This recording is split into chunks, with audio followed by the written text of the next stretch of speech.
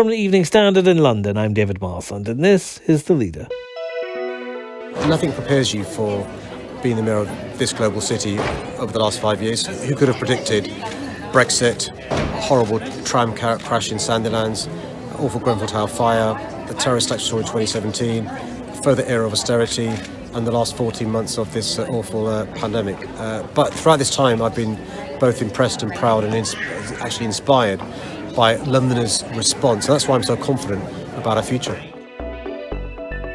Sadiq Khan there talking to the Evening Standard about the extraordinary 5 years he's had as Mayor of London. The public goes to the polls tomorrow to decide if he gets another 4.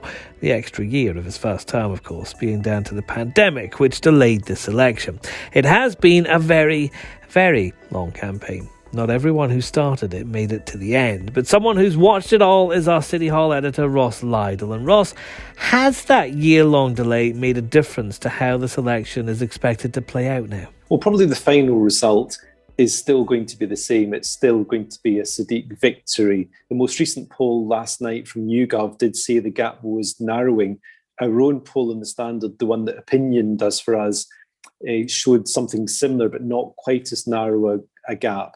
But I think the big difference now in this 2021 poll compared to the 2020 poll that had to be abandoned due to the pandemic is the absence of 2 candidates. One is Rory Stewart, who was running as an independent. He's a former Tory cabinet minister who was quite an energetic force. And the other is Shaun, who was the Lib Dem candidate and also had previously run as an independent and done rather well.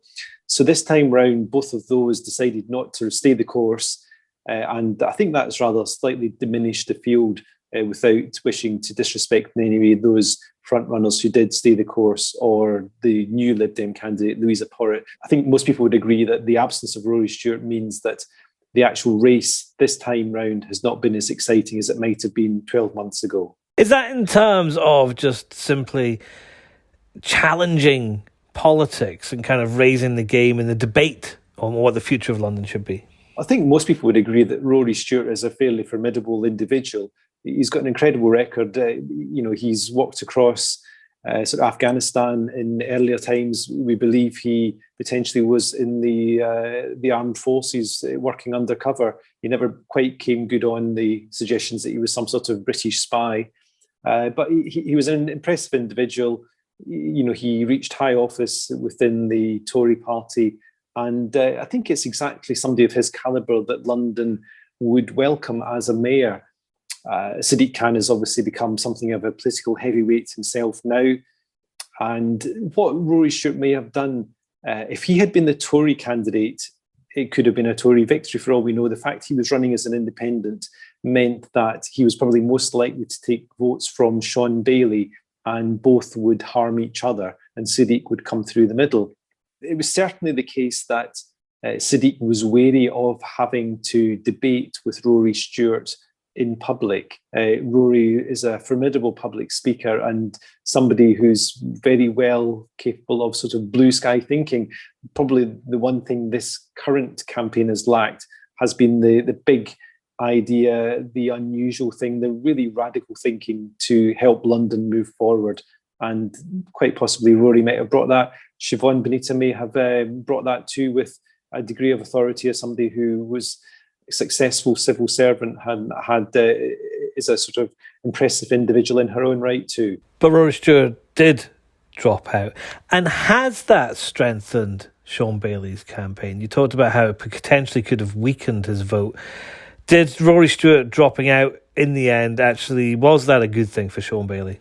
I think it was. I think if Rory had remained in place as an independent, Shaun Bailey would have struggled to get much more than 20% of the vote.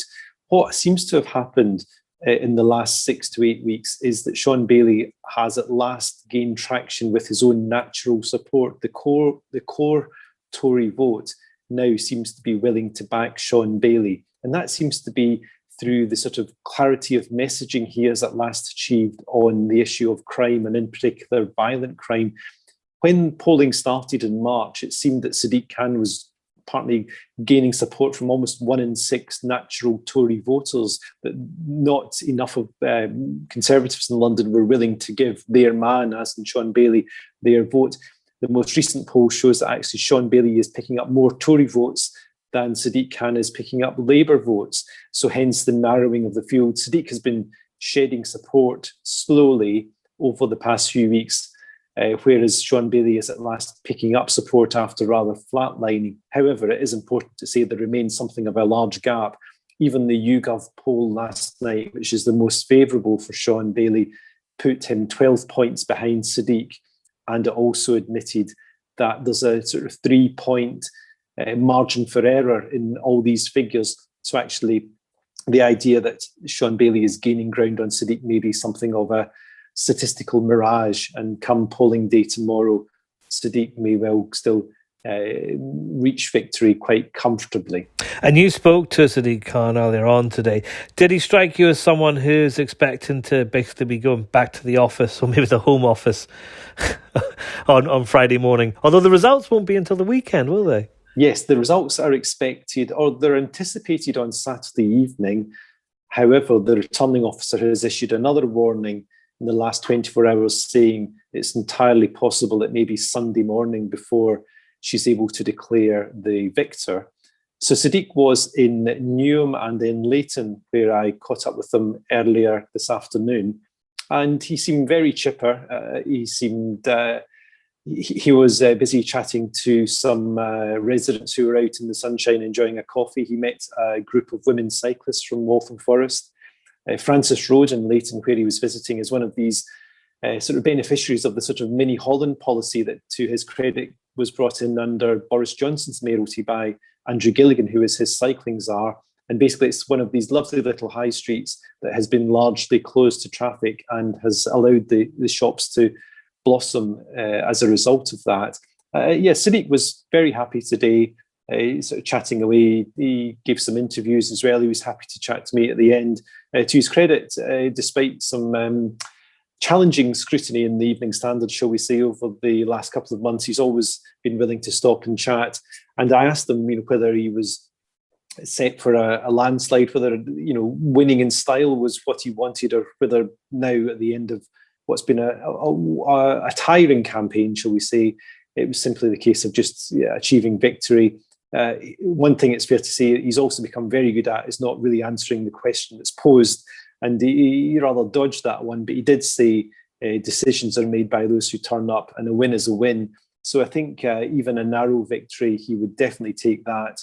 He desperately wants another term. I think the reality is he'll probably win quite comfortably when it gets down to second preferences. The landslide that was predicted 2 months ago may not happen, but he should be home and dry comfortably if all the polls are to be believed.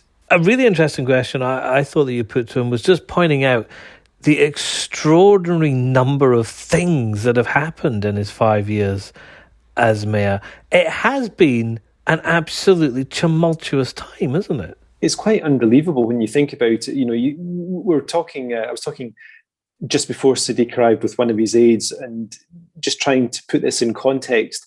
So one of the first things that went wrong on Sadiq's watch was the terrible Croydon tram crash, in which 7 people were killed and 62 injured. And it's probably a mark of how crazy these past 5 years have been, that the Croydon tram crash probably doesn't quite stick in the memory as much as it would, because this is a sort of generational disaster. But following that, we had the various terror attacks, whether on Westminster Bridge and 2 on London Bridge. We had, other terror attacks in Finsbury Park and on the train near Wimbledon. And then, of course, we had Trump being elected. We had the pandemic. We had Brexit. So Sadiq has been in charge through all this. Not all of that is something he could directly influence, but each incident did present its own challenges to London. And I asked him really, what throughout such a tumultuous time, whether his memoirs were going to be worth reading. He denied that he was actually keeping a diary. He said he'd been too busy. I'm not sure I entirely believe him. But it's probably the case that memoirs are quite distant from his mind at present. He's probably got much higher ambitions. And we may see more of that depending on how the Labour leader Keir Starmer does in these by-elections also taking place tomorrow in terms of Sadiq's own ambitions for number 10. But it's certainly fair to say he's faced challenges probably like no other mayor has done in the sort of 20 odd years of the London mayoralty. And you'll get the very best London mayoral election coverage across the Evening Standard, from the newspaper to online, via our YouTube channel. And of course, we will have all the analysis following the result right here on the Leader podcast. Subscribe to make sure you don't miss out.